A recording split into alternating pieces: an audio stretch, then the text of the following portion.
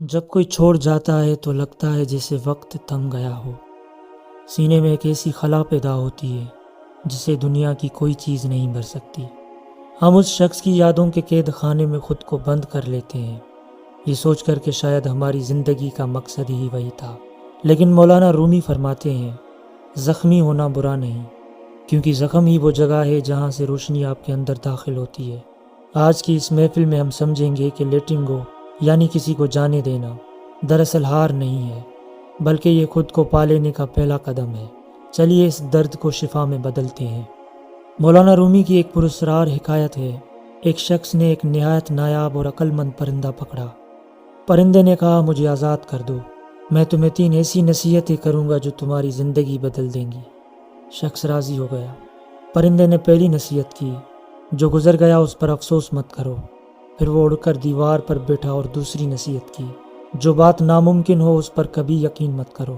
اڑتے ہوئے وہ درخت کی اونچی شاخ پر جا بیٹھا اور بولا، اے شخص، اگر تو مجھے نہ چھوڑتا تو میرے پیٹ سے تجھے ایک بڑا موتی ملتا جسے تیری نسلیں سنور جاتی۔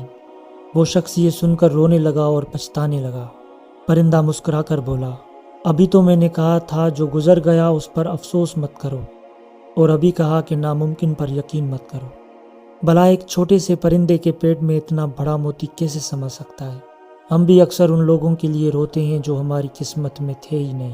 ہم ان ناممکن رشتوں کو پکڑ کر بیٹھے رہتے ہیں جو ہماری روح کو آزاد نہیں ہونے دیتے۔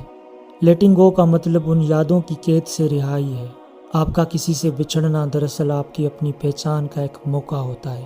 جب تک وہ شخص آپ کی زندگی میں تھا، آپ کی خوشی کا سوئچ اس کے ہاتھ میں تھا۔ آپ نے اپنی کائنات اس کے گرد گھمائی ہوئی تھی۔ جب وہ چلا گیا تو آپ مجبور ہوئے کہ آپ اپنے اندر جھانکیں۔ مولانا رومی کہتے ہیں، تم پوری کائنات ہو جو ایک جسم میں سمائی ہوئی ہے، پھر تم کیوں اپنے آپ کو اتنا چھوٹا اور تنہا سمجھتے ہو؟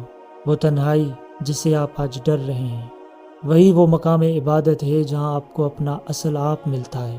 جب تک پرانے دروازے بند نہیں ہوتے، تب تک روح کے نئے راستے نہیں کھلتے۔ جدائی دراصل ایک وفا ہے تاکہ آپ خدا سے اور خود سے مل سکیں۔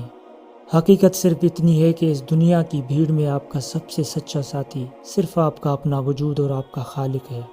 لوگ مسافر ہیں جو راستے میں ملیں گے اور بچھڑ جائیں گے، لیکن آپ کا روحانی سکون کسی کا محتاج نہیں ہونا چاہیے۔ رومی سکھاتے ہیں کہ جب آپ خود سے دوستی کر لیتے ہیں تو دنیا کا کوئی بھی جناح آپ کو تنہا نہیں کر سکتا۔